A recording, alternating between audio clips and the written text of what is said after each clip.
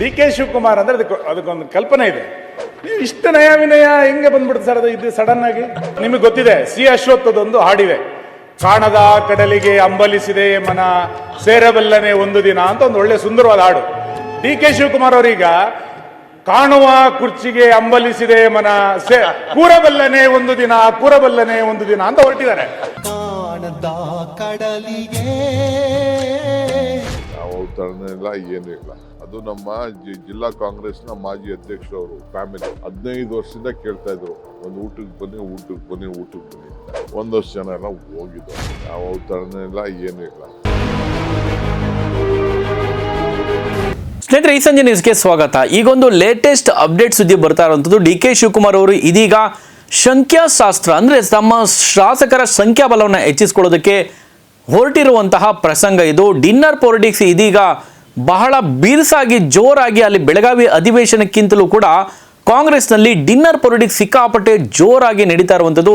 ಎಲ್ಲೋ ಒಂದು ಕಡೆ ತಮ್ಮ ಶಾಸಕರ ಸಂಖ್ಯಾಬಲವನ್ನು ಹೆಚ್ಚಿಸಿಕೊಳ್ಳೋದಕ್ಕೆ ಡಿ ಕೆ ಶಿವಕುಮಾರ್ ಅವರು ಒಂದು ರೀತಿ ಜಾಣ ನಡೆಯನ್ನು ಅನುಸರಿಸ್ತಾ ಇದ್ದಾರೆ ಅಂತ ಹೇಳಿದರೆ ಬಹುಶಃ ತಪ್ಪಾಗಲಿಕ್ಕಿಲ್ಲ. ಯಾಕಂದರೆ BJP JDSನ ಶಾಸಕರುಗಳು ಕೂಡ ಡಿ ಕೆ ಶಿವಕುಮಾರ್ ಅವರ ಈ ಒಂದು ಡಿನ್ನರ್ ಪಾಲಿಟಿಕ್ಸ್ನಲ್ಲಿ ಕಾಣಿಸ್ಕೊಂಡಿರುವಂಥದ್ದು ರಾಜ್ಯ ರಾಜಕೀಯದಲ್ಲಿ ಬಹುದೊಡ್ಡ ಸಂಚಲನವನ್ನು ಸೃಷ್ಟಿ ಮಾಡಿರುವಂಥದ್ದು.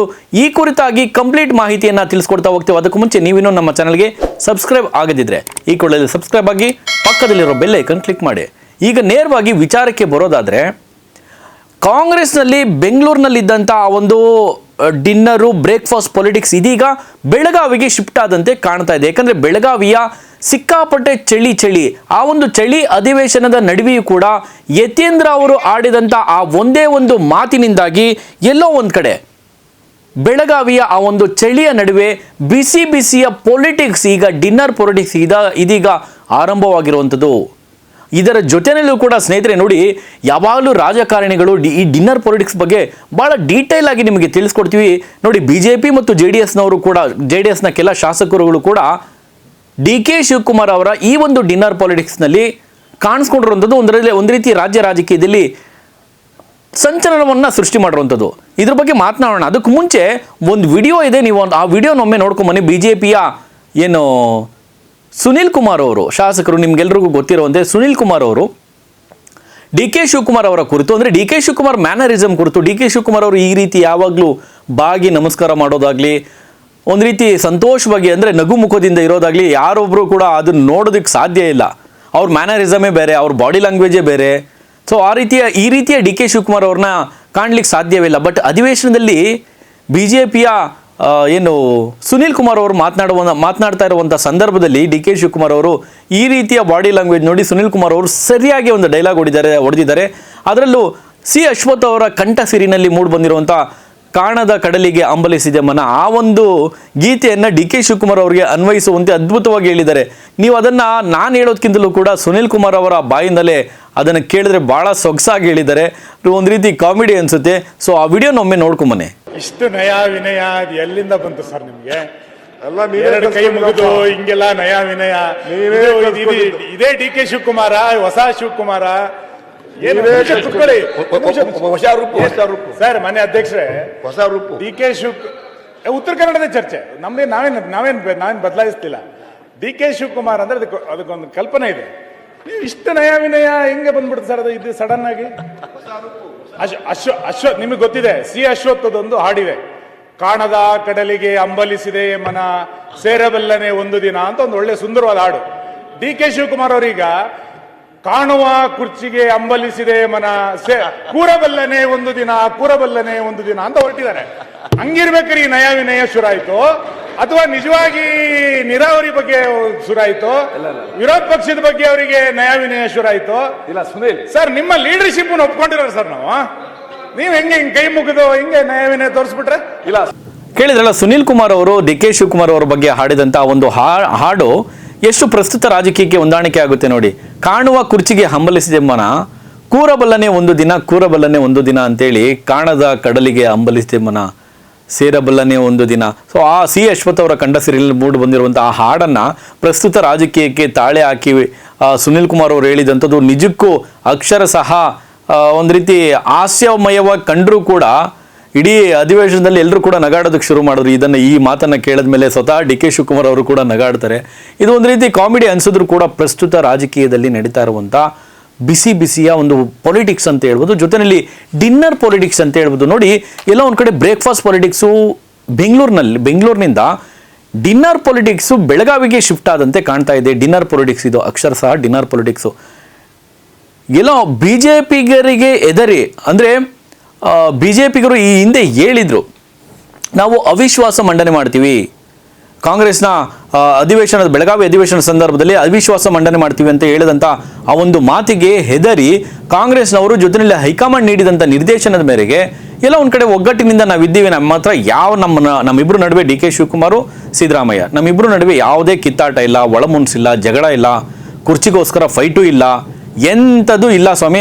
ನಾವು ತುಂಬ ಒಗ್ಗಟ್ಟಾಗಿ ಅಣ್ಣ ತಮ್ಮನೀರ ಥರ ಜೋಡೆತ್ತ ಥರ ಇದ್ದೀವಿ ಅಂತೇಳಿ ತೋರಿಸ್ಕೊಳ್ಳೋದಕ್ಕೋಸ್ಕರ ಮೇಲ್ನೋಟಕ್ಕೆ, ಇದು ಅಕ್ಷರಶಃ ಮೇಲ್ನೋಟಕ್ಕೆ ತೋರಿಸ್ಕೊಳ್ಳೋದಕ್ಕೋಸ್ಕರ ಈ ನಾಟಿ ಕೋಳಿ ಸಾರು ತಿಂದಿದ್ದಾಯಿತು, ಇಡ್ಲಿ ವಡೆ ತಿಂದಿದ್ದಾಯಿತು ಡಿ ಕೆ ಶಿವಕುಮಾರ್ ಅವರು, CM ಸಿದ್ದರಾಮಯ್ಯನವರು. ಆ ಕತೆ ಪುರಾಣ ಎಲ್ಲ ಕಾದಂಬರಿ ನಿಮ್ಮೆಲ್ರಿಗೂ ಗೊತ್ತಿದೆ.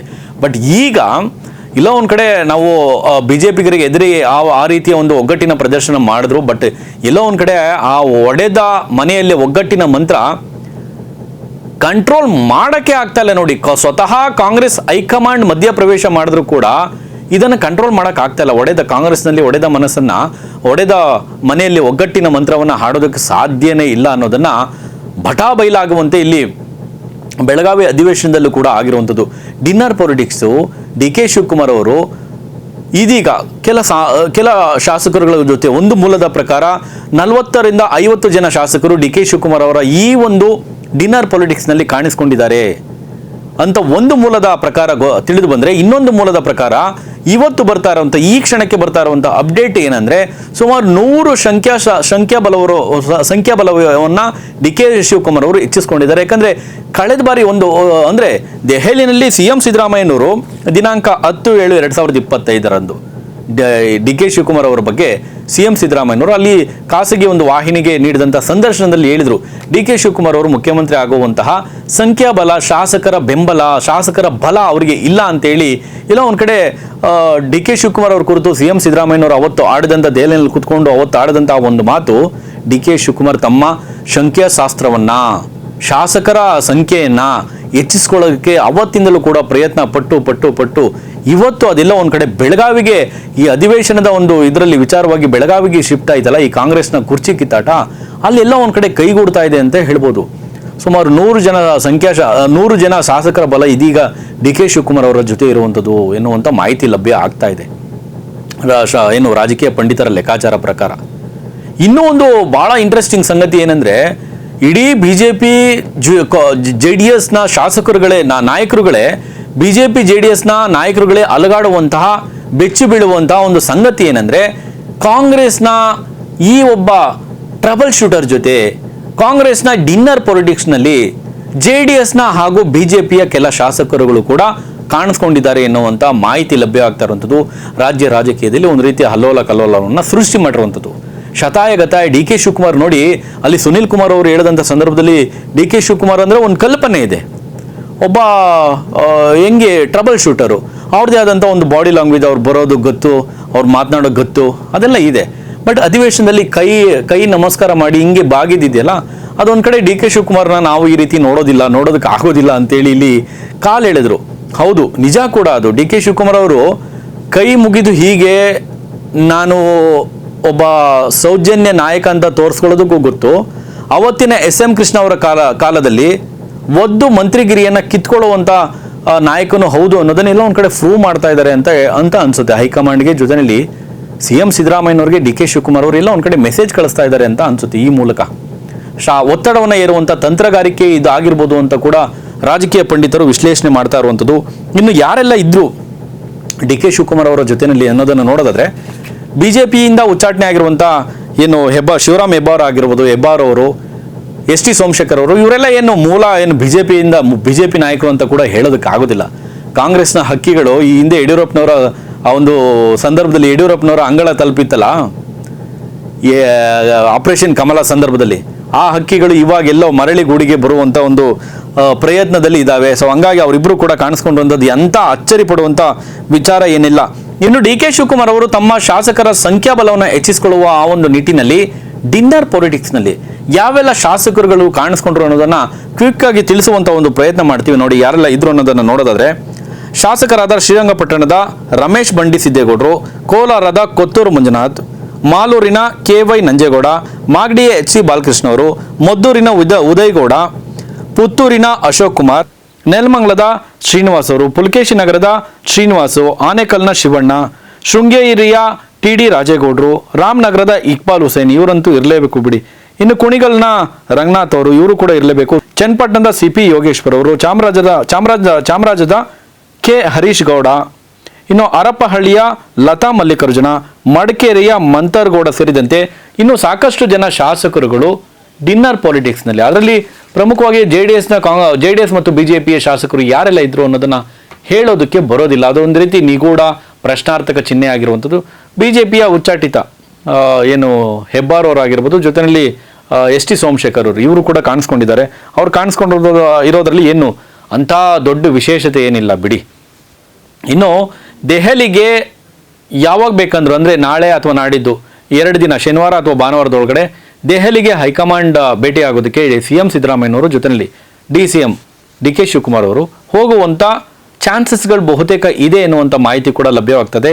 ಇನ್ನೊಂದು ಕಡೆ ಆಗೋದಿಲ್ಲ, ಸಾಧ್ಯ ಇಲ್ಲ ಅಂತ ಹೇಳುವಂಥ ಮತ್ತೊಂದು ವರ್ಗ ಕೂಡ ಇದೆ. ಯಾಕಂದರೆ ದೆಹಲಿಯಲ್ಲಿ 14ನೇ ತಾರೀಕು ವೋಟ್ ಚೋರಿಯ ಒಂದು ಅಭಿಯಾನ ಇದೆ ದೊಡ್ಡ ಮಟ್ಟದಲ್ಲಿ. ಅಂದರೆ ಒಂದು ನ್ಯಾಷನಲ್ ಲೆವೆಲ್ನಲ್ಲಿ ಈ ಒಂದು ವೋಟ್ ಚೋರಿ ಅಭಿಯಾನವನ್ನು ಮಾಡೋದಕ್ಕೆ ಸೋನಿಯಾ ಗಾಂಧಿ ಅವರು ಒಂದು ರೀತಿ ಪ್ಲಾನ್ ಮಾಡಿದ್ದಾರೆ. ಅದರಲ್ಲಿ ಪ್ರಮುಖವಾಗಿ ಎಲ್ಲ ರಾಜ್ಯದಿಂದಲೂ ಕೂಡ ಪ್ರಮುಖ ನಾಯಕರುಗಳಿಗೆ ಬುಲಾವ್ ಕೂಡ ಕೊಟ್ಟಿದ್ದಾರೆ. ಅದಕ್ಕೆ DK ಶಿವಕುಮಾರ್ ಜೊತೆಯಲ್ಲಿ ಸಿದ್ದರಾಮಯ್ಯನವರು ಕೂಡ ಭಾಗವಹಿಸಬಹುದು ಎನ್ನುವ ಮಾಹಿತಿ ಕೂಡ ಲಭ್ಯ ಆಗ್ತಾ ಇದೆ. ಇನ್ನು ಈ DK ಶಿವಕುಮಾರ್ ಅವರು ಈ ಒಂದು ಕಡೆ ತಮ್ಮ ಶಾಸಕರ ಸಂಖ್ಯಾಬಲವನ್ನು ಹೆಚ್ಚಿಸಿಕೊಳ್ಳುವಂಥ ಒಂದು ಪ್ರಯತ್ನ ಮಾಡ್ತಾ ಇದ್ರೆ ಡಿನ್ನರ್ ಪೊಲಿಟಿಕ್ಸ್ನಲ್ಲಿ, ಇಲ್ಲಿ CM ಸಿದ್ದರಾಮಯ್ಯನವರು ಕೂಡ ಅವರು ಕೂಡ ಹಳೆ ಒಲಿ ಅಲ್ವಾ, ಹಾಗಾಗಿ ಯಾವೆಲ್ಲ ದಾಳಗಳನ್ನ ಯಾವಾಗೆಲ್ಲ ಹುರುಳಿಸ್ಬೇಕೋ ಅದೆಲ್ಲವನ್ನು ಕೂಡ ಮಾಡ್ತಾ ಬರ್ತಾ ಇರೋದು. ಫಿರೋಜ್ ನಿವಾಸ ನಿನ್ನೆ DK ಶಿವಕುಮಾರ್ ಅವರು ಡಿನ್ನರ್ ಪಾರ್ಟಿ ಮಾಡಿದ್ರೆ ಶಾಸಕರುಗಳ ಜೊತೆ, ಮೊನ್ನೆ CM ಸಿದ್ದರಾಮಯ್ಯನವರು ಫಿರೋಜ್ ನಿವಾಸದಲ್ಲಿ ಕೂಡ ಪಾರ್ಟಿ ಮಾಡಿದ್ದಾರೆ. ಅಂದರೆ ಡಿನ್ನರ್ ಪಾರ್ಟಿ ಮಾಡಿರುವಂಥದ್ದು. ಇದು ಮಾಜಿ ಜಿಲ್ಲಾ ಪಂಚಾಯತಿ ಅಧ್ಯಕ್ಷರಂತೆ, ಅವ್ರ ಮನೆಗೆ ತುಂಬ 15 ವರ್ಷದಿಂದಲೂ ಕೂಡ ಕರಿತಲೇ ಇದ್ರಂತೆ. ಸೊ ಹಂಗಾಗಿ ಊಟ ಮಾಡೋದಕ್ಕೆ ಹೋದ್ವಿ, ಇದರಲ್ಲಿ ಬೇರೆ ಎಂಥದ್ದು ಇಲ್ಲ ಅಂತೇಳಿ ಹೇಳ್ತಾರೆ. ಸುಮ್ಮನೆ ಹಂಗೆ ಯಾವ ನಾಯಕರುಗಳು ಕೂಡ ಊಟಕ್ಕೆ ಹೋಗೋವಂಥ ನಾಯಕರೇ ಅಲ್ಲ. ಹಂಗೆ ನೋಡೋದಾದ್ರೆ DK ಶಿವಕುಮಾರ್ ಅವ್ರ ಮನೆಗೆ ಏನು ನಾಟಿಕೊಳ್ಳಿ ತಿನ್ನಕ್ಕೆ ಬಂದಿದ್ರ ಇವರು CM ಸಿದ್ದರಾಮಯ್ಯನವರು, ಅಥವಾ DK ಶಿವಕುಮಾರ್ ಅವರು ಏನು CM ಸಿದ್ದರಾಮಯ್ಯನವ್ರ ನಿವಾಸಕ್ಕೆ ಇಡ್ಲಿ ವಡೆ ತಿನ್ನಕ್ಕೆ ಹೋಗಿದ್ರಾ? ಅವ್ರಿಗೇನು ಮಾಡೋಕ್ಕೆ ಕ್ಯಾಮಿಲ್ಲ, ನೋ ವೇ, ಚಾನ್ಸೇ ಇಲ್ಲ. ಇದಕ್ಕೆ ಹೇಳೋದು ರಾಜಕೀಯ ಒಂದು ರೀತಿ ಏನು ಡಿನ್ನರ್ ಪೊಲಿಟಿಕ್ಸು, ಬ್ರೇಕ್ಫಾಸ್ಟ್ ಪೊಲಿಟಿಕ್ಸು, ಇದಕ್ಕೆ ಹೇಳೋದು. ಬೆಳಗಾವಿನಲ್ಲೂ ಕೂಡ ಒಂದು ರೀತಿ ಜೋರಾಗಿದೆ. ಯತೀಂದ್ರ ಅವರು ಯಾವಾಗ ನಮ್ಮ ಅಪ್ಪನೇ 5 ವರ್ಷ CM ಆಗಿರ್ತಾರೆ ಅಂತೇಳಿ ಹೇಳಿಕೆ ಕೊಟ್ರಲ್ಲ, ಅವಾಗ ಆಕ್ಟಿವ್ ಆದಂಥ DK ಶಿವಕುಮಾರ್ ಅವರು ಬಿಡುವಂಥ ಹಾಳಲ್ಲ.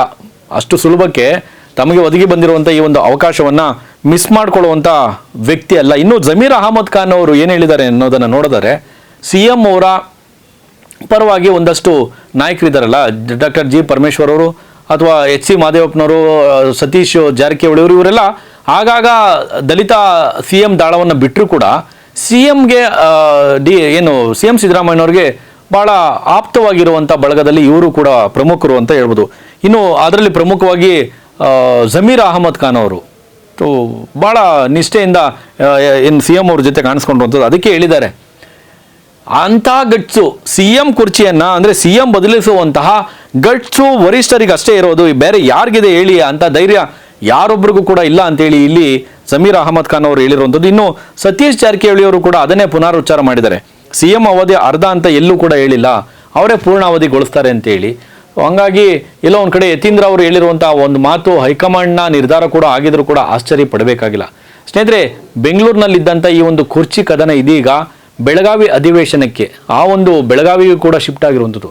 ಈ ಕುರಿತು ನಿಮ್ಮ ಅನಿಸಿಕೆಯನ್ನು ಕಾಮೆಂಟ್ ಮಾಡಿ. ನೋಡ್ತಾರೆ ಈ ಸಂಜೆ ನ್ಯೂಸ್, ಇದು ಸಮಸ್ತ ಕನ್ನಡಿಗರ ಧ್ವನಿ.